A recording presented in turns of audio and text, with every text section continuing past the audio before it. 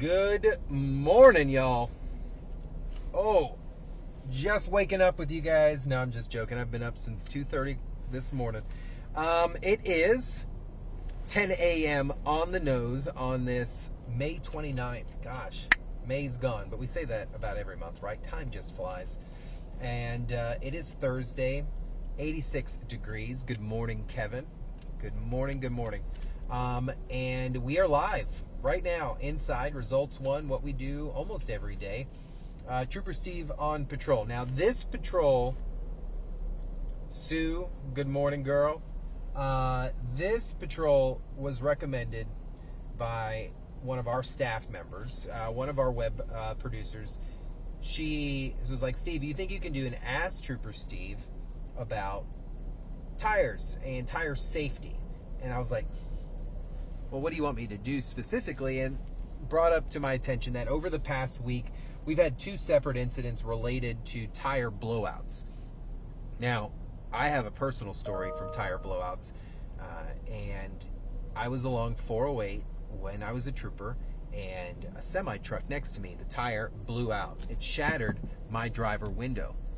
Now, I deal pretty well under kind of crazy situations, so I was able to kind of get my wits together, pull over, and recover from the situation, but not everybody can. So we're going to talk about all sorts of situations just like that. First and foremost, what we're going to talk about is obviously the prevention to all this. Tire safety alone, right? So what causes a tire blowout? Let's think about this. Tire blowouts can happen at any time. They are unpredictable, but they are preventable. And a few things can cause a tire blowout, but we're more focused today on these types of tires. And I'm talking about semi-trucks, because when this type of tire blows, this is the kind of situation that can really jar somebody and really scare you. Think about this for just a moment. You're driving down the roadway, and suddenly you're next to a large semi-truck when one of these tires just explode next to your car. Now, if you're driving in a normal manner on the highway, there's a chance that you're only within a few feet of something like that, and that can be pretty dangerous. So let's talk about what causes tire blowouts. First and foremost, underflated tires. You need to make sure your tire pressure is always consistent, and with temperature changes, tire changes can happen. Tire pressure can change, so you want to make sure that you're cautious with things like that. Man, that's some scary stuff. I can understand why you guys want to stay away from these semi-trucks, because we're probably 4 feet from the side of this truck, and if a tire was to blow, it would be loud, it would be obnoxious. What else? Overloaded vehicles. Overloaded vehicles cause issues with the tires. Think about that for a second. Carrying too much weight, right, puts excess stress on those tires. Potholes, road hazards can cause a blowout. You just never know. You hit something too deep in the roadway, it could puncture the tire. Old and worn out tires. Man, I encourage you guys, next time you're in a parking lot and walking to your car, just take a look at the tires as you're walking, and you will see a smorgasbord of how people take care of the only piece of your car that's touching the ground. You would think you'd take care of a little bit more, but sometimes you see the tire tread on vehicles. That is a recipe for disaster, with things just waiting to blow, which could be kind of crazy. Heat and friction, all right? Hot Florida roads can bake an egg, right? Think about what it can do to your tire over time. So there's obviously things we should be doing to avoid this type of thing. So you want to make sure that your tire pressure is always. Set up a reminder on your phone. I know that sounds so cheesy. Oh my gosh, Trooper Steve's telling me to set a reminder on my phone when to check my tire pressure. You remind yourself when to go to the doctor's, right? You put it in the calendar. Why not set a monthly reminder, tire pressure check, and it's as quick as you go out, touch your tires, check them, stop at the gas station, and you're good to go. I don't think that's a bad idea, guys. What else do we got going on? Inspect the tread depth. You can easily do this with a penny. You want 2/3 of that penny covered. Obviously, you want 2/3 of the tread, all right? Once you start getting a little lower in that, you're going to start to see wear and tear of your vehicle. When you're doing that monthly inspection, I want you to also check for bulges, cracks, decay in your tire. I had a vehicle that had sat for a long time. The vehicle was fine. I'd start it, but I wasn't able to drive it around. Over time, the weather, the humidity, dryness, just all of it, the elements, started to wear on the tire. Bulges started to form, cracks started to form. I didn't even feel safe driving that to get it replaced. I replaced it right there and then, because driving on the road, you just never know what can happen. Now, this is something that maybe is part of a routine maintenance. Obviously, when you get your oil changed, they ask you sometimes, hey, do you want us to rotate your tires? My suggestion, yes, you want to rotate your tires every 5,000 to 7,000 miles. So every 5,000 to 7,000 miles, you want to rotate. And then, of course, you want to avoid overloading. So, we talked about what can cause them, what you should be doing to prevent them. Now, the fun part. I want to talk about vehicle positioning. Since we're out here on the interstate, there's a lot of semi-trucks, and we're going to approach a few trucks here, and we're going to use the technology here on Results One to kind of show you the positioning of where you should be around some of these larger vehicles. So we're going to catch up to one of these semi-trucks up here and check it out. If you're joining us this morning, thanks for joining us. We're talking tire safety, tire blowouts. We've had a few incidents here in our community over the last week that have resulted in not only serious injury, but death as well. So today, that's what we're covering. We're doing prevention, what causes the tire blowout, and of course, vehicle positioning out on the roadway. And that's the fun part of what I kind of want to show you out here today. So if you're joining us, we're trying to catch up with some semis that are up here in front of us. What I might do is slow it down a little bit so that we can just let them catch up to us. I do have some of them behind us. It's going to be another wash, what is it, rinse and repeat kind of day. I have an idea. This is what we're going to do. We'll exit up here, get turned around. Checking out the rear cam, a little fogged up this morning, but things out here looking good. We're almost caught up here. Perfect. Switch back up to the front. 90 degrees right now as we cross into Volusia County. Temperatures high today. Chief Meteorologist Candace Campos giving us that News 6 weather, letting us know what's going on. This afternoon, 4 or 5 o'clock, those storms will come in again, obviously. All right, so we're coming up on this truck here, slowly catching up. Don't want to speed on the live streams. You guys do real good at calling me out. Okay, here we go. Let's get the cameras ready. What I think is the most important part is, of course, the prevention and the maintenance of your tires.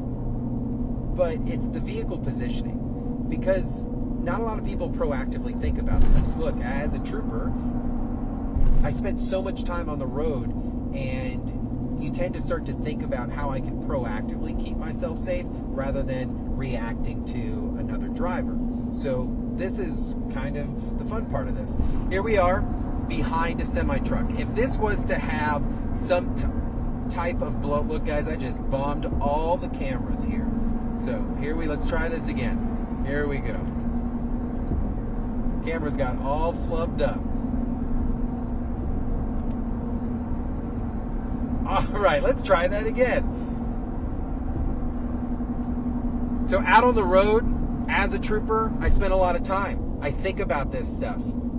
It's a proactive mindset. Most of us, let's be honest, we react, and that's all we tend to do. And that's all we really have to do most of the times. But with tire blowouts, they're unpredictable. So positioning your vehicle is key. So you never want to be too close to any of these big trucks, any large vehicle, because once the tire blows, the tread, where's it going to go? It is going to fly backwards. Also, the trauma, the damage, the injuries, they occur when you are next to these big rigs. So sometimes traffic will get you stuck next to a large vehicle. Being stuck next to a tire like this is not something any of us want to do. So hear me out, okay? No one's going to yell at you for slowing down or speeding up to get past this. Now, no one is telling you to do 100 miles an hour, but no first responder truly wants you stuck next to a large tire like that.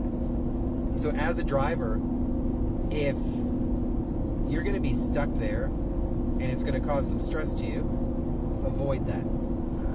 Maybe the pass isn't worth it. Maybe use another travel lane.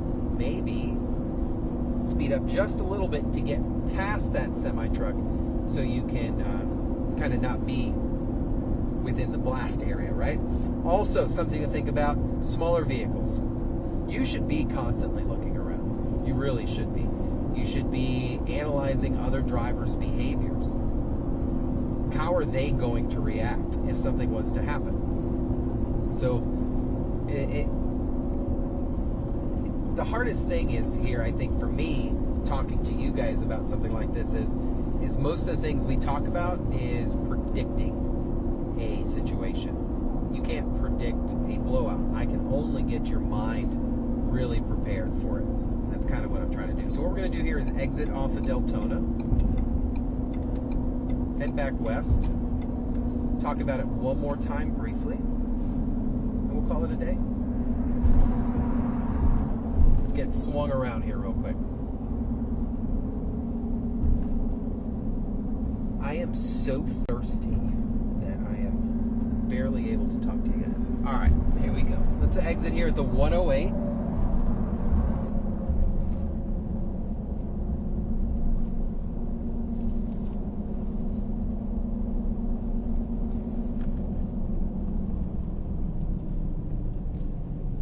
All right, tire blowouts. Something we can't predict. Something that is scary when it happens, but most time we see the aftermath, right? The tire gators sitting out on the shoulder.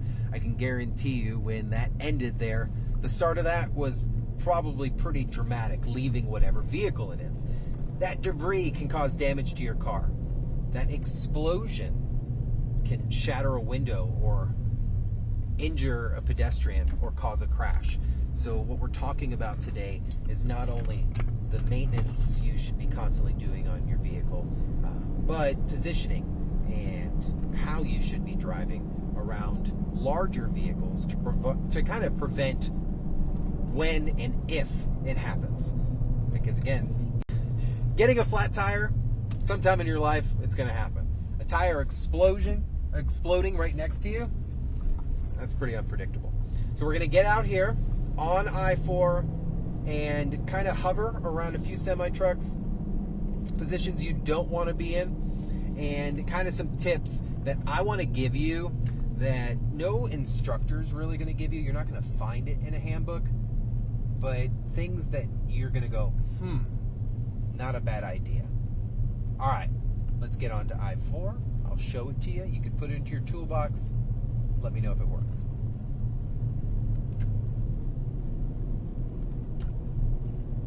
Of course, once we get on I-4, there's no semi-trucks anywhere.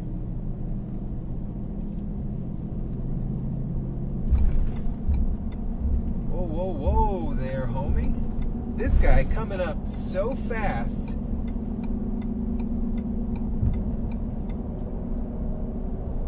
Jeez, I was trying to switch over the camera so you could see this. This guy easily was doing like 90 up behind me here. Had to slow down. Thank you. And it's probably like, oh, yeah, the red truck. I'm not going to clown him, but my goodness. We should do a clown of the week. Yeah, you. All right. I have a large dump truck coming up, and that's what we're going to use for our positioning for any type of situation where you're having, where you want to avoid this kind of stuff. All right. Nope. This car, and no one wants to let me in today. Everyone's being a little aggressive. Okay, so positioning. There's a semi-truck up ahead, and we're going to approach it. And something came to my mind that I do that I didn't tell you. And I want to show it to you. So here we go.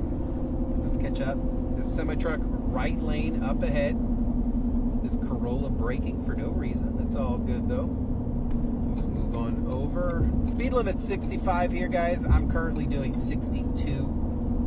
So I know someone will be like, wow, Steve's going faster than the other cars. So that's right, because they're not doing the speed limit. So there's a dump truck coming in. It's kind of cooking. Oh man, this is the hard part, guys, about doing live TV, is you just don't know when the vehicles will be present that you're overly looking for. Here's one we'll use. All right. I'm going to get in front of this minivan.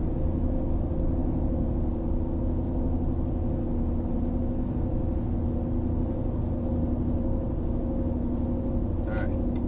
So we're going to slide over to the center lane. All right. So, positioning of your vehicle, okay, can be pretty scary with large dump trucks, especially when they're out on the roadway, out at highway speeds. So these vehicles are carrying equipment. A blowout could be devastating. So you want to make sure you're avoiding their tires as much as possible. So if I was going to pass this semi-truck and I could not get fully past it, I probably would not pass. But since I can, I want to make sure I complete it in one complete motion. Why? Because I don't want to sit next to the semi-truck. So same thing would be here. If there was a vehicle in front of me that would get me stuck next to this semi-truck just with the flow of traffic, I would not want to pull up next to it. Because then suddenly, look what happens. Traffic in front of me stops, and I'm next to a thousands of pounds of metal plus several tires that I don't want to be next to. So what I'm saying is, if you can't complete the pass of a semi-truck, just don't even do it until there's enough space for you to go ahead and do that. It's hard for me to explain. So if you're in a flow of traffic, right? You're cruising, 2-lane road, there is a semi-truck in the right travel lane, and you're just slowly passing, right? It's not a steady flow, it's like a couple of mile per hour difference. What I'm saying is, I would encourage you to increase the buffer zone in front of you and the vehicle in front of you, so that for you as the driver, when you're passing the semi-truck, you're not passing it at a slow rate of speed. You're passing it in a way that as you're going by that truck, the probability of you being next to said vehicle is a lot less in time. Does that make sense? It's a practice. So look, just make sure you're paying attention to your tires. If a tire blowout was to happen, you treat it as you're in a hydroplane. So you want to make sure that you're maintaining the direction of your vehicle with your steering wheel. You're not trying to overcorrect anything. You're not trying to spin your car one way. You're simply trying to keep your steering wheel still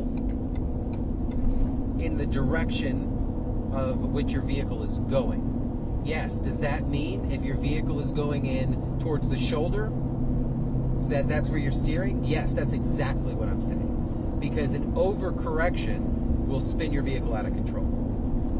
Also, standing on the shoulder. You're getting vehicle maintenance, your vehicle broke down. Stand away from the roadway. Use your vehicle as a barrier. These blasts, the debris, it can travel. You don't want to be a victim of circumstance. So guys, drive safely. Have a great day. I'll see you guys later. Stay hydrated. We'll talk soon.